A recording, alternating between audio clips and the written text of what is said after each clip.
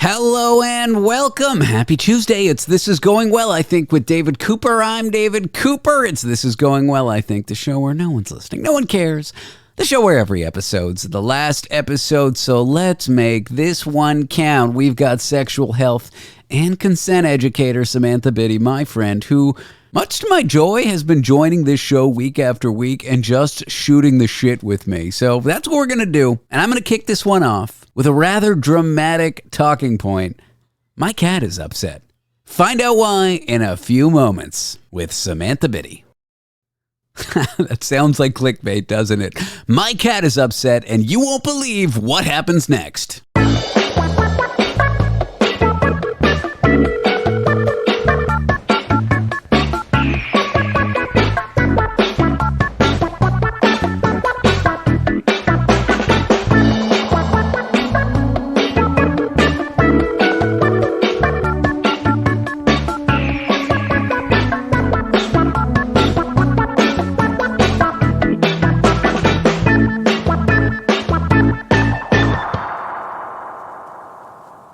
Oh, you have a white stripe in your head. I do. Yeah. My mental health can always be observed externally based on how much bleach is in my hair at any given time. Is a lot of bleach good or is a lot of bleach bad? What I'll say is that my entire head was bleached for like all of 2021. So. Bleach bad. Yeah. I thought you were going to be like, it's more complicated than that, but it doesn't seem more. Yeah, it's just as my cat's upset, Samantha. What's going on, Tomato? He's got like a hairless patch, and in the hairless patch, there's two scabs, and he keeps picking at it, licking at it. And so we coned him. We're going to take him to the vet if it gets worse. We're just kind of watching it, but we coned him. He's wearing a cone, and he's not happy about this.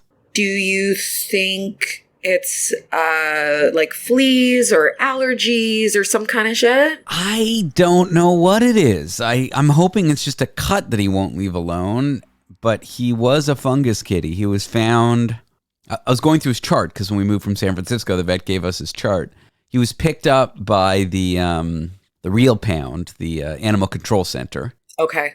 And I think when little cats are covered in fungus, they just put them down because it's such a laborious thing to treat, and it's like not a good prognosis. You got to rub the cat with antifungal cream and bathe it and wash it 3 times a day for like a month. Right. But the SPCA, the Humane Society in San Francisco, has so much money. This thing is nicer than the Ritz-Carlton. There must be a couple old, I don't know, single ladies, single dudes who loved cats and had a fortune and just left it to this organization. Yeah. I don't know. When I went there, the stalls are like have fake Golden Gate bridges in them, and it's honestly a beautiful.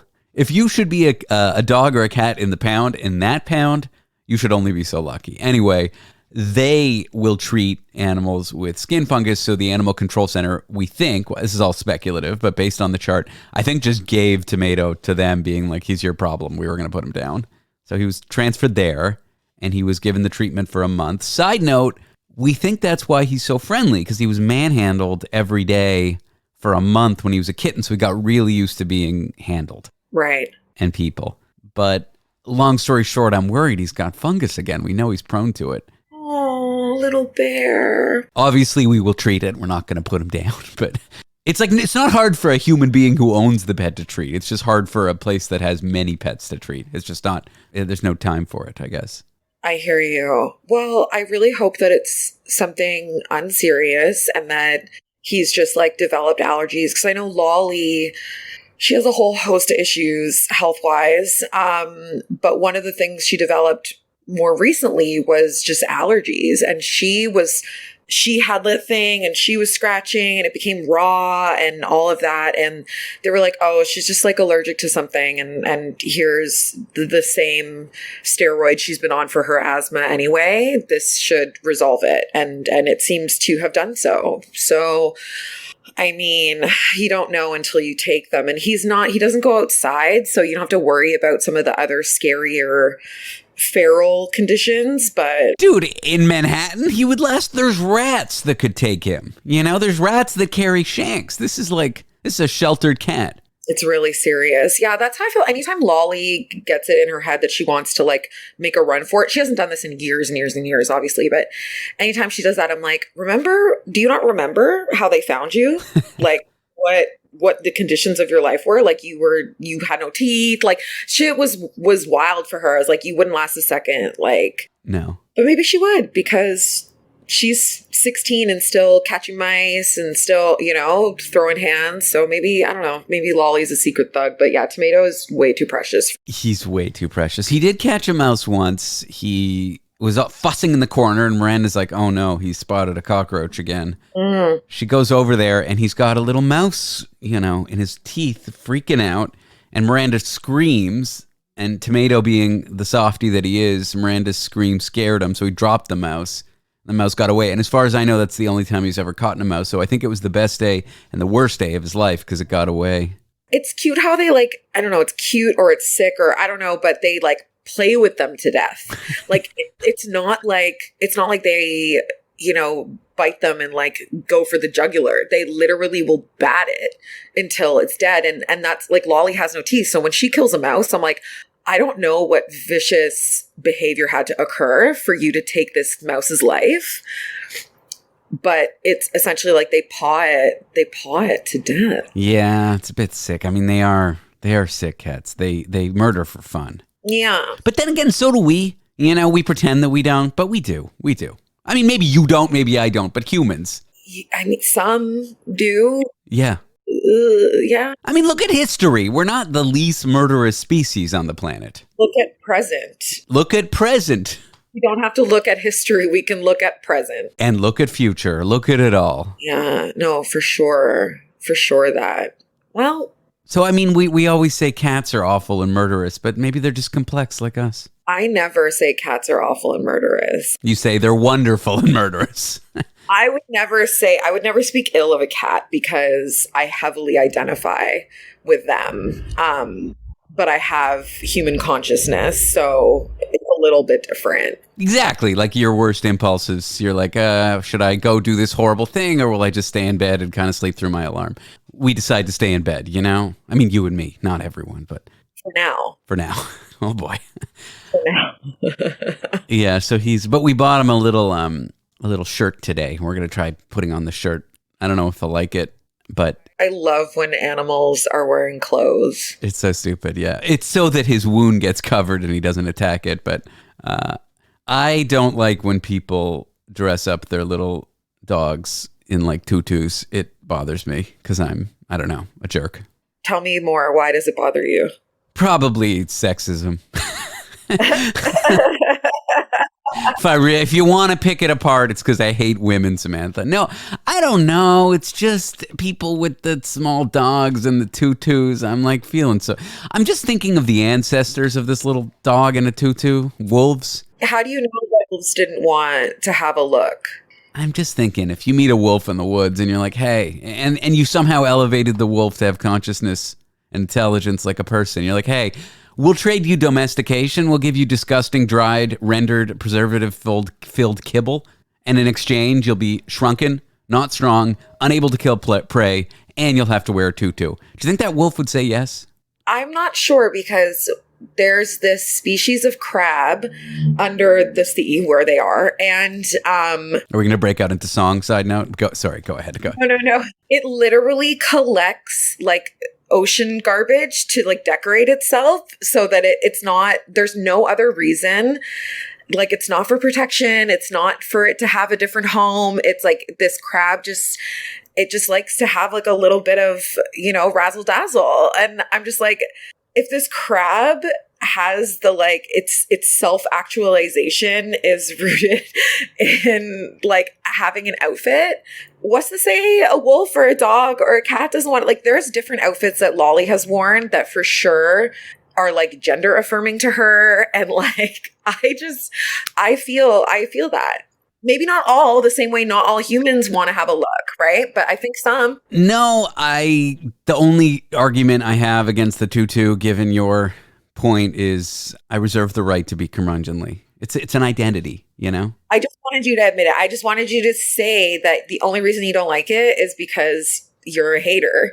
And for the rest of us, it is like the most joy we can experience in our current layer of hell. Like the only nice thing about winter is seeing babies in those like the one piece things where they just look like a star because they can't move because they can't move. Yeah.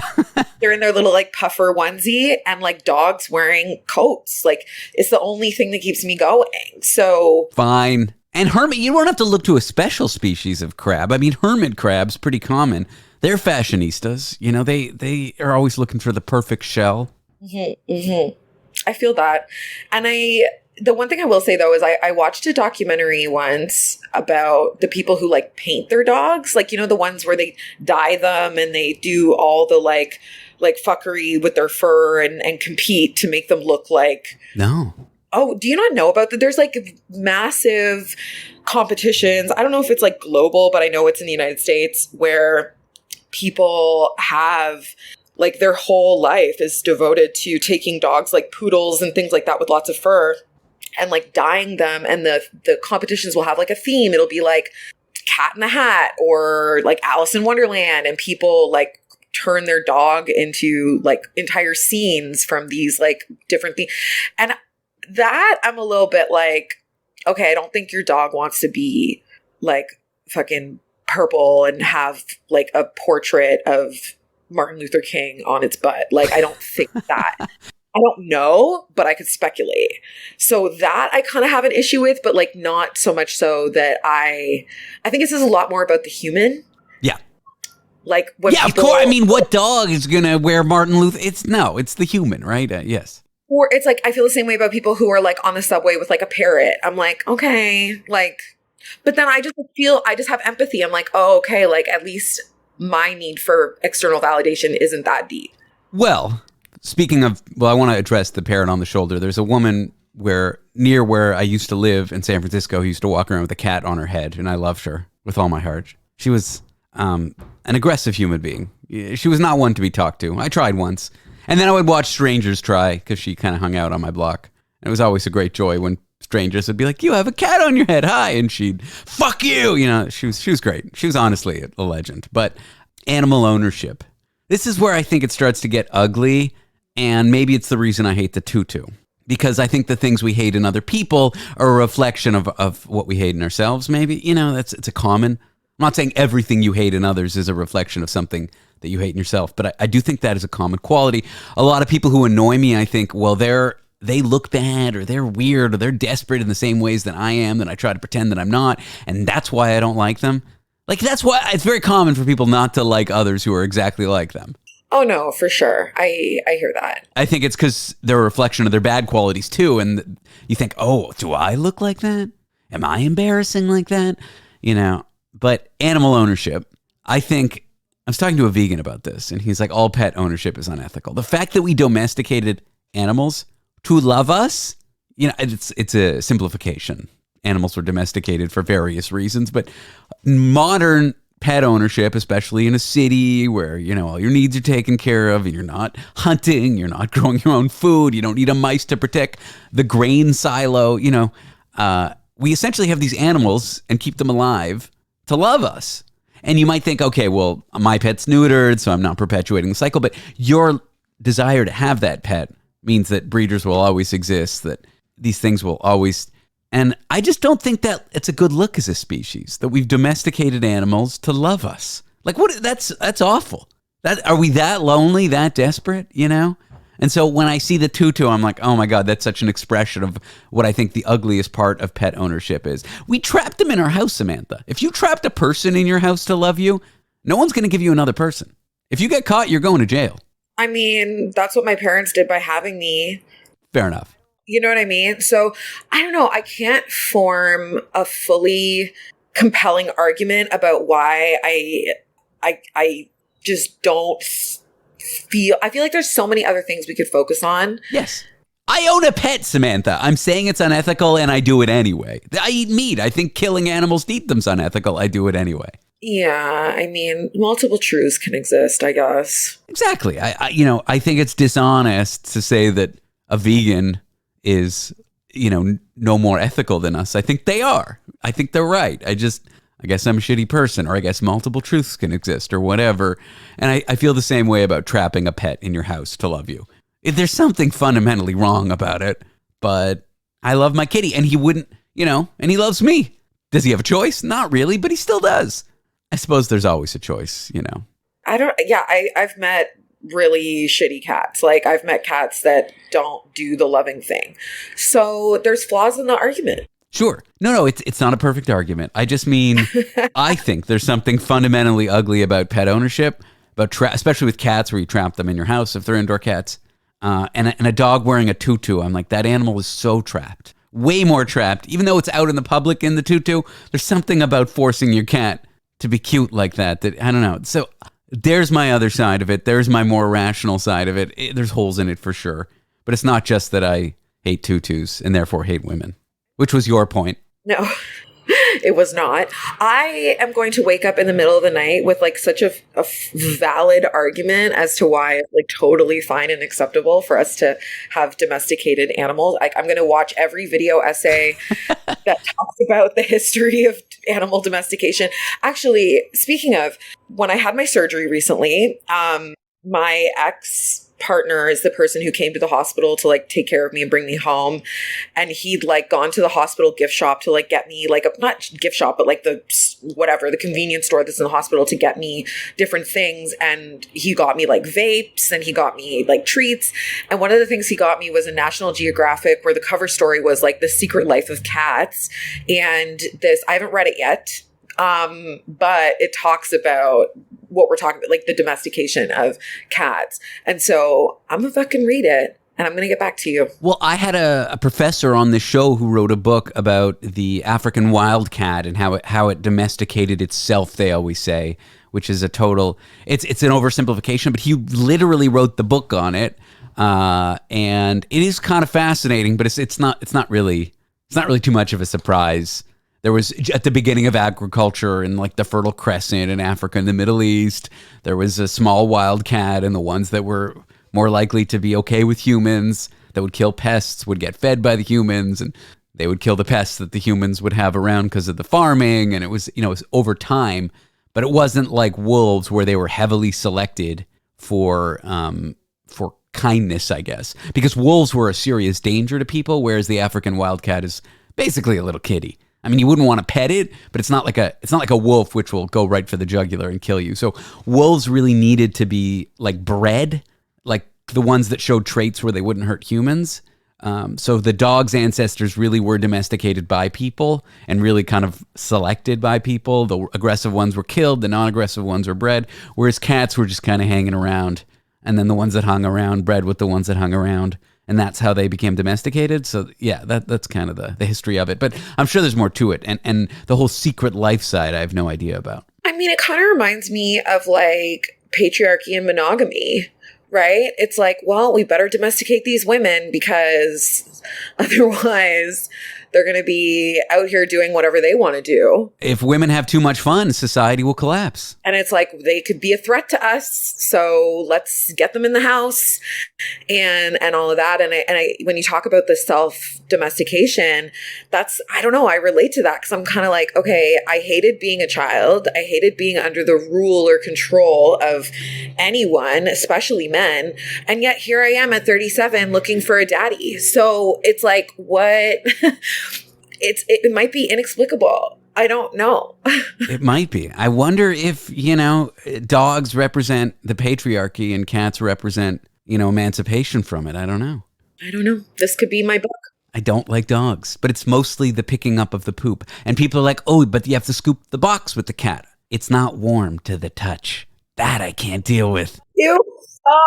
Okay. I don't want to go down this road, but I agree with you in that I think there's something so like embarrassing about taking care of a dog outside. Because like the thing too is like when you're doing the cat care, it's like it's happening in the privacy of my home. There's no witnesses. And the cat's doing its own thing. You're just kind of cleaning up after the fact. Yeah. It's when you get the bag on your hand, Samantha, and you grab it with your fingers, it's fucking warm. It's disgusting. Yeah, it sicks me out. It's the temperature for me. If it were cold, I wouldn't. It's not the texture. It's not the smell. Sorry, I know I'm bothering you. I'll stop. But that's why I don't like dogs. Oh, man. And that's why we're also both childless. Like, it's not. Yep, I'm getting my tubes tied when I'm 40, I think. I promised my mom I'd wait till I was 40. And I've promised my mom a lot of things, like I won't get tattoos, I won't do this, I'll marry a Jewish girl, all that. I haven't done any of it, but this one I'm like, okay, fine, I can wait till I'm 40 till I get a vasectomy. I actually made the recommendation to my doctor the last time I was there to get a referral to a gyno because I want to get fixed. And it was funny because, my doctor's very respectful. We have a very good relationship. We've been together for years. And I received zero pushback whatsoever, which is not a common experience for women. Like, yeah, typically speaking, like not that long ago, doctors would push back on IUDs if anyone hadn't had children yet or were under 30. Like, but I sat with it and I was like, I'm of an age where they're actually not going to push back on me on this. Like, they're going to be like, yeah, well, if you wanted to have kids, you probably would have made choices to take you to that place. So I was like, I want to get fixed. And he was like, all he said to me was like, are you sure? And I was like, yeah. He's like, all right, well, typically we don't do tubal ligations as much because we err on the side of vasectomy because it's less invasive, it's reverse, all these things. He's like, but you don't have like a set partner. So, and I was like, okay, wow, shade.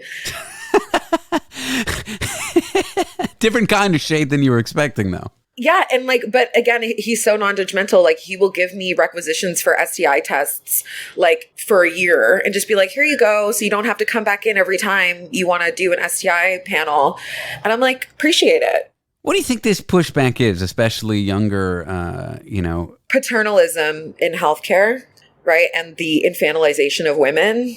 A friend of mine, a lot of my friends had their kids super young, do it that way you will.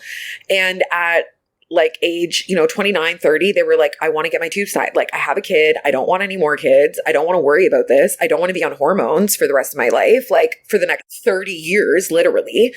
And just pushback. It's like, oh no, you'll change your mind or nah. And I think, this heteronormative assumption that like all women and people with uteruses like want to have children or like will if like the circumstances were just, aligned. And it's really, and then yet the healthcare systems will charge people who do want to have kids who don't have a sperm producing partner thousands and thousands of dollars to get pregnant. So it's all very about the control of women and the assumption that we're incapable of making that decision.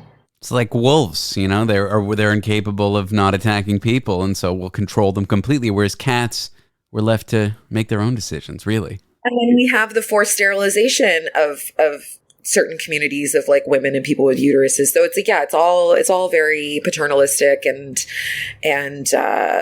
colonial and all of those. It's all the usual suspects, basically.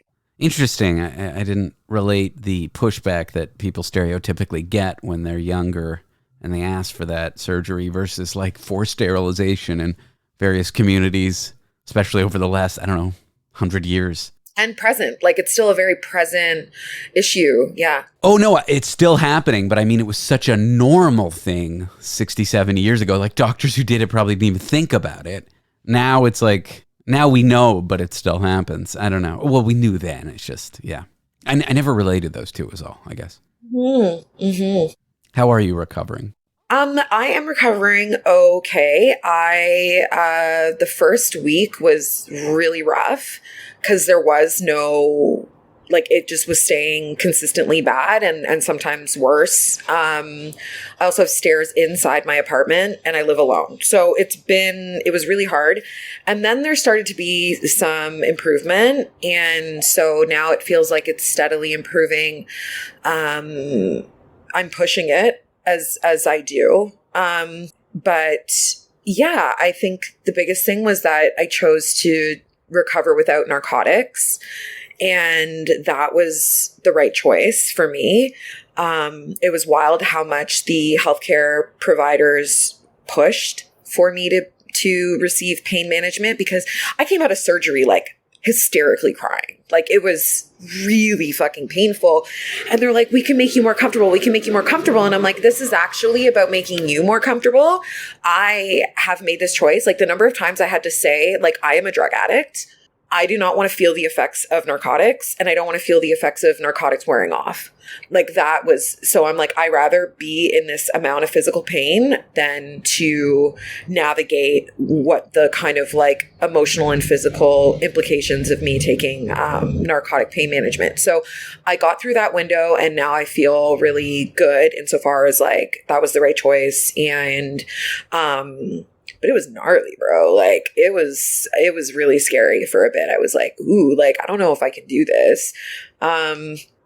But yeah, so, you know, I'm looking forward to having my like mobility and flexibility back, for sex, for dancing, for like a lot of different things. Softball, Yeah, like everything, like all the ways, like I'm very like body oriented, and having that type of disability, which I've had before, when I broke my ankle 10 years ago and like had to learn to walk again and like all this other stuff. It's like, I'm very aware of how it has impacted me in sobriety, compared to prior, and the ways in which I use my body to process my emotions and all of those pieces. So yeah, it's been a really, interesting experience, but yeah, more than anything, I'm just looking forward to getting back shots again without being in pain, in my legs. So you talk about the hospital pushing pain management, basically narcotics on you, and it being more about their comfort than yours. It's kind of an interesting frame. You saying in many cases, nurses, doctors, whatever, they'd rather have you not a problem, so to speak, like not in pain, which would potentially be a problem for them, even though it probably wasn't. What exactly do you mean when you say it's more about their comfort than yours? It was a problem because I was, like I said, I was like hysterical. I err on the side of empathy, versus like, you know, as an accusation against them. I think that a lot of people go into healthcare because they want to make people feel better and because they feel affected when they don't. And so I do think that there was that element, that human element of like, here's this woman, she's writhing in pain, very upset. And that affected them as well. It wasn't just like, oh, I'm adding to their workload or I'm making, you know, I don't know. I don't think it was necessarily that. I think that maybe for some practitioners it is, because it's like, here, just take your meds and go away. The irony of which of when I was actually abusing drugs and in legitimate pain, had injuries, whatever, they would like accused me of being a pill seeker, which I was. None of like those things were not available to me. Whereas now where I'm like actively like, no, I do not want this. I've communicated that every step of the way. I do think, I think that there is an empathetic element to it where they're like, this can make you feel better and I want you to feel better. Yeah, but it also would make you feel and be in much worse health potentially. So in a longer term capacity. Yeah. And I think too, like my sobriety, a lot of my sobriety in like the hardest moments, the thing that has kept me sober is remembering how terrible I felt when I was hungover, when I was coming down off drugs, and that pain, I'm like, that pain is greater than the pain of whatever it is that I'm experiencing that is motivating me to perhaps use to, you know, it's like, fortunately I have developed enough coping tools that I've not used drugs or alcohol in so long. I did have a drinking dream last night though. Do you still have them? No, but I have drug dreams. Okay, so using dreams anyway. I have. It's not a common thing, but go on. I have them fairly often, to be honest, like arguably. And the common theme in them is me negotiating with myself about how I'm still sober. Mm-hmm. Like, I'm like, oh, okay, yeah, like I drank, but I didn't get drunk. So therefore there hasn't been like a breach in my, duration of sobriety, or the integrity of my sobriety has not been compromised, or it's only, I've only compromised the integrity of my sobriety if I've used drugs. Whereas like, and it's just such a weird thing, and it's always so real. And I always wake up like, did I get drunk? Like I have to, and it's such a, because I spend so much time negotiating in the dream that I wake up with the same feeling of like, oh my gosh, did I get drunk? And in the dream last night, I was like able to make good decisions while I was drunk. So that was like my rationale for why I could start drinking. And it's like, oh no, look, you're different now. You can drink and still make good decisions.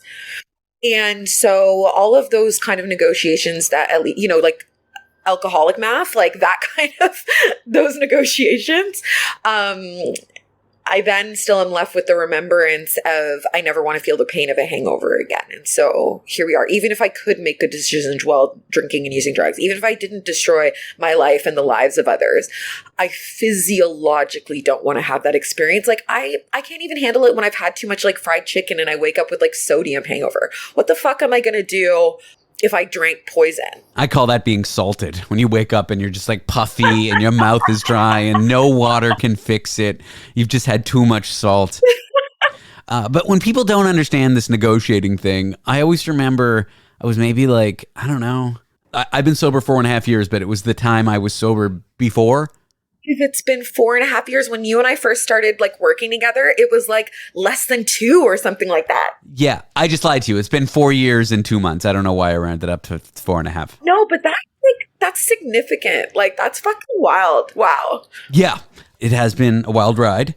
But I remember not 4 years and 2 months ago, but the previous time I was sober before my last big relapse, which lasted several months.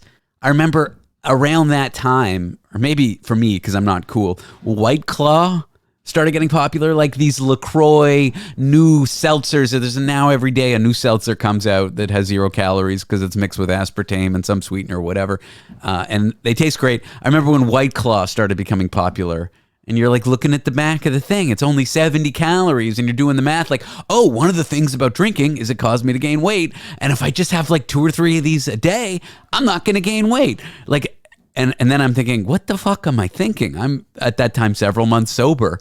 It's that's a really palpable example of the bargaining that just makes no sense that goes on in the alcoholic's mind. I really think like recovered addict math is some shit. Like it's really, really, but I think we talked about this last time about like, the cases, the sound, valid in a court of law cases we can build. Yeah. Well, I'm not sober from all substances. Mm-hmm. Some alcoholics judge me for this. It's fine. Whatever. I don't touch any substances I had a problem with. But my new thing in the last few years is like no white powders, not putting anything in the nose. And I was at Burning Man, of fucking course. And of course, the story isn't true because I would never admit to doing drugs for legal purposes because drugs are illegal. So it's a parody story. Everything I'm about to tell you is not true. But my friend hands me this ketamine nasal spray. He had either, I don't know how he got it. I think it's a medical thing you can buy on over the counter in Mexico. People do ketamine treatments for depression and fibromyalgia and all kinds of shit. Yeah, okay. Yeah. And I've never had a problem with K. It's not what I consider like drugs that I've abused, whatever. And I did it, and of course I didn't really do it, parody purposes. And I didn't do very much, and I haven't done it since. And I'm at peace with that. I still consider myself sober from alcohol and all that kind of stuff. But the math I do in my head afterward, because it's not a white powder, it's like it still happens, and I don't know. Someone, when I told them this story, who's also an alcoholic, called me California sober, which made me really mad for some reason. I don't know why I hate when people say that. Have you heard this? Oh, yeah. People will say it in their like dating app bio, like Cali sober. But I thought Cali sober was when you don't drink, but you'll use like shrooms or weed or whatever. I didn't know that party drugs were part of being Cali sober. Yeah. But I'll have to look it up on Urban Dictionary. I think, I personally did have a problem with ketamine. So. I know, and I know it's not physically addictive, but I have a friend. She's one of my closest friends who has a severe problem with ketamine. So I've seen people be fully addicted to it. I know I have to be careful. I probably won't do it again. You know, like I don't know. I have in my mind these irrational distinctions. Like I won't touch strong painkillers, won't touch benzos, won't touch alcohol, MDMA, anything I had a problem with, I won't touch. But like I'm more open to things that I never had a problem with. But then I'm like, I don't want to try any new things because I know, I don't know if you look down on me for this, but it happened. I don't. Oh, wait, it didn't happen. Parody purposes, Samantha. Right. I mean, for me, like I never look down or have judgment about people's substance use. Fair enough. Right. I don't have it in me because substance use, and I was talking about this with a client recently. The thing about substance use is that had I not developed a dependency on drugs and alcohol from age literally 12 to 28, I would probably be dead, right? The thing about substances is that they are tools, and we use the tools that work. And sometimes we continue using tools even after they've stopped working, but they're serving a purpose in our survival, you know, and I think that for me to judge it is really hypocritical when I'm a harm reductionist, right? Like I think that I also believe in people's their dignity to make their own choices, and sometimes those choices have consequences, and you know, good or bad, quote unquote, good or bad consequence. Like all this to say, like, who the fuck am I? You know, like I've been chain smoking cigarettes for 3 years to manage symptomatic trauma. A lot of people, you know, sober people are like, oh, well, you're dependent on nicotine or you're dependent on caffeine. It's like, yeah, the fuck I am. And I'm also not dead. Yeah. Or in prison. So that to me, you know, it's like, so I'm not asking, you know what, I was kind of asking you to absolve me. I was about to just say I wasn't looking for you to absolve me, but I was, so I'll stop. As a sober bro, what I will say though, out of love and care as a consideration, is that I heard this analogy once that has always resonated with me, is like, if you imagine us as being like 4 garbage cans, we always only have 3 lids, right? And so sometimes why 4 and 3? Like I love the math. You know what? 4 and 3 is perfect. It's perfect. I love it. It works. You know, and so I think that the addict mind is these 4 garbage cans and 3 lids. And so sometimes we move them lids around. And sometimes the garbage can that's open is sex or money or whatever. I would be weary of substances that are mind altering in that way. As a recovered ketamine addict, I love what they call them in the UK. They call them ket heads in the UK. Actually, I think that like we use substances because we like the effects produced. Sure. And I think there's always a way to accomplish those desired effects without substances, for, you know, with in mind that there are always consequences. Like, you know, like I have kinky sex, right? And I recently was broken up with by someone because I was triggered during that. Also, this episode needs so many content warnings. I was triggered, and it was a casual relationship. And so I had a really hard time communicating with this person about what was happening. And it really spiraled out of control. And the relationship ended up concluding in a not a nice way. I have compassion and empathy for that person and their choices. What I will say, though, is my side of things was like, okay, it was irresponsible for me to be engaging in a certain type of behavior that could cause or that could create that outcome, which is known to me, in a situation that wasn't necessarily the safest emotionally to do that. And so, you know, it's like that garbage can. I was like, all right. And now I'm in a place where I'm like, all right, going to move the lid. It's going to go on this garbage can until the conditions are better for me to engage in that as a tool. And as alcoholics, like one of the lids is not, as long as we're sober from booze, one of the lids is not able to be transferred to the other cans. So we're really 3 cans with 2 lids. You know, that can's reserved with so we don't have as much room to play. I don't know. I have a joke with my wife about when I get into trouble, you know, like trouble, whether it's, you know, hooking up with somebody I said I wasn't going to hook up with, dyeing my hair in the middle of the night, whatever kind of fuckery that I get into to, like, you know, soothe the whatever. I there's this joke about me being a raccoon with a garbage can. It's like, oh, I got in the trash. And so if I'm if I'm doing bad behaviors, and again, like what is considered a bad behavior for me present day is so fucking vanilla and mild and like inconsequential compared to the type of trash. I was like a dumpster diver.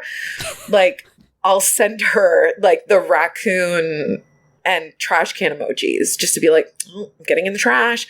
And, you know, there's a lot of love and compassion and understanding there about it. But yeah, that's like, I never assume though that my alcoholism trash can is securely fastened, because raccoons, like you think about Toronto and how we develop these like whole ass mechanisms to make the compost bins like hard to get into. They have like twisting things and what the raccoons evolved, dog. They evolved to learn to twist the handle. So I'm like, my alcoholic raccoon could evolve to twist the handle on the garbage can. And so I have to always be, at least, you know, like the ocean, have a steady fear and respect of my alcoholism. So yeah, that's why I don't swim in the ocean, Samantha. I've seen what's in there. I've watched Shark Week. I've watched the Titanic. I know what can happen. I'm going to show you something that's making me feel very nerdy, but it's a little circuit board. Okay. It's called a Raspberry Pi. But the wider thing is, when I have a shit ton to do creatively, I'll get distracted by computer shit and I'll waste time like coding and learning things that would have been part of my old job. And then 3 hours goes by and I didn't edit the podcast, or I didn't book it, or I'm working on, I can't talk too much about it, but I'm working on maybe a deal to get back on the radio. We'll see. TBD on that. Very exciting. But like I have to do a pitch, and you know, my pitch is due soon, and here I am. I bought a new circuit board, and it sounds silly, but for me, it's like, okay, this is a rather healthy way. Like, okay, at least I'm just wasting my time playing on my computer. It's the nerdy equivalent of video games. Video games don't really do it for me, but it's essentially the same thing. And yeah, I like the trash analogy, because it's like, yes, I'm wasting my time, but I'm not drinking. I'm not doing, well, I mentioned doing ketamine 3 months ago, but I'm not doing hard drugs, especially not ones that have caused me difficulty in the past for parody purposes. And I hear what you're saying. For you, it's kinky sex. For me, it's circuit boards. We're basically the same person. Right. I would say that at least, or no, I definitely have my own time wasting behaviors that are like self-fulfilled. Like it's not just kinky sex. Like there's plenty of things that I do to waste time. Or not even waste. I don't even see that as a waste of time. You're like skills building. Like that's dope. I know, but it's also like a little protection, Samantha. I'm not engaged with my current career, knowing that if I keep one foot in the door with my old career and I run out of money, I can always go back to it. But I'm not really, like, by distracting myself for hours at a time of building the skills of my old career, I'm not giving myself, you know what, I'm just lecturing myself, and it's not even completely true. I'm allowed to have hobbies. I'm allowed to not spend 20 hours a day doing radio, but that's the fear. That's that I'm not giving myself to what I need to give myself to, and keeping my foot in the door as like a safety, as a protective, as a, you know, I don't want to be unemployed and run out of money in New York. That's a scary city to run. I mean, the one thing that you need here, as Fran Lebowitz said so beautifully when she got asked at a conference with with Scorsese, a young person said to her, "What do you recommend to young people moving to New York for the first time?" And she just screams at the top of her lungs, "Bring money!" Funny. Yeah. I would not. I would try not to pathologize your behaviors every time. You're telling a Jew not to pathologize their own behavior. Okay. All right, Samantha. Be careful. You know what know what I mean, though? I think that like it's kind of like people with attachment style stuff. It's like, yeah, attachment style is like a valid, you know, meaning making tool for our behaviors. And also, sometimes we just have interests. Sometimes we just procrastinate. Sometimes we have to do something creative in a different way to generate the creativity we need somewhere else. I don't think it's always a plot of self-sabotage, and painting everything that way is actually going to prevent you from identifying when you are in those self-sabotagey moments, i.e. our private text messages where you're, shit talking your opportunities. And I'm like, dog, why? We'll talk about that later. We will. We will. You can cut that out if you want to. No, I won't cut it out. But I mean, people will be like, what the fuck are they talking about? But I won't cut it out. But imagine if any of my texts ever got leaked, I would be so fucking canceled. And we've talked about this before about our private conversations that we're allowed to have based on our different identity groups. But like, yeah, no, I'd be in big trouble. Dude, the anti-gay, homophobic vitriol that me and I have to add this as a disclaimer, me and my gay brother send each other. The names he calls me and the names I call him, if that ever got leaked, I'd be done. Out of context, it's like everything out of context is potential. And he's worse than me, but I'm pretty bad, but only in text to him. But I just want to touch upon something because I hope that I'm giving you a gift right now, but my suspicion is that I'm not, because it's a fairly common word. You were talking about procrastinating. Have you heard of the phrase procrastinating? Of course, yes.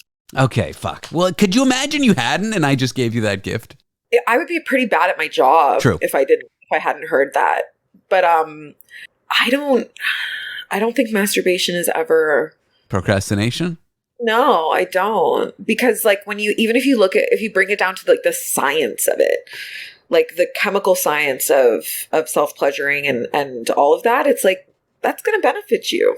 I'll tell you why it's procrastinating for me. It's not the act. It's not the 15 minutes to myself. 15? 10, 5, 3. I like 3 minutes, like not even a whole song. Oh my God. Jealous. for a lot of reasons. For a lot of reasons. But it's afterward. I don't know. I think men get flooded, or penis wielders get flooded with these chemicals after you, I think for evolutionary reasons, because, our ancestors were pretty aggro, like chimpanzees and stuff. And if they just chilled out after they ejaculated, the female would go away and maybe not get hurt or die in the skirmish that would happen afterward. I'm talking about, monkeys. I'm talking about our very distant ancestors. But for whatever reason, men get flooded with these chemicals afterward. Penis holders get flooded with these chemicals afterward from their brain saying, yo, bro, chill the fuck out. Time to sleep. Exactly. And so the reason it's procrastinating for me is I'm all like, I got to do my work. I got to do something. I've been putting this off too long. I go and masturbate, and then it's giving me the right, giving myself permission to have a snooze, lay down, watch some TV. So it's a way to like create the procrastinator's mindset of validating the behavior of procrastinating and feeling relaxed while doing it. That's why it's procrastination for me, not the act of masturbating. And, you're talking to an anti-capitalist. And so for me, the whole notion of procrastination is fabricated. And I am all about resting and sleep. So I'm like, oh, how wonderful. Your body and mind were able to align enough for you to rest. And, like that to me is not a bad thing. It's just not a bad thing. And yeah, we're all reconciling with our responsibilities and obligations and capitalism and blah, blah, blah, blah, blah. And people are always like, oh, it's a privilege to rest. We need to get that the fuck out of our heads. If King Charles II wants to take a snooze, who's going to stop him? So we have the right to snooze as well. We have the right to snooze. And capitalism and oppression asks us to be alienated from our bodies and ourselves. And so anything we can do to realign ourselves with like our body and our like spiritual and chemical needs, I'm in support of. I agree. And the less you have, the less society gives you the right to snooze. And that's bullshit. Mm-hmm. Mm-hmm. Mm-hmm. Yeah. Yeah. Well, I'm going to go have a snooze, Samantha. Me too.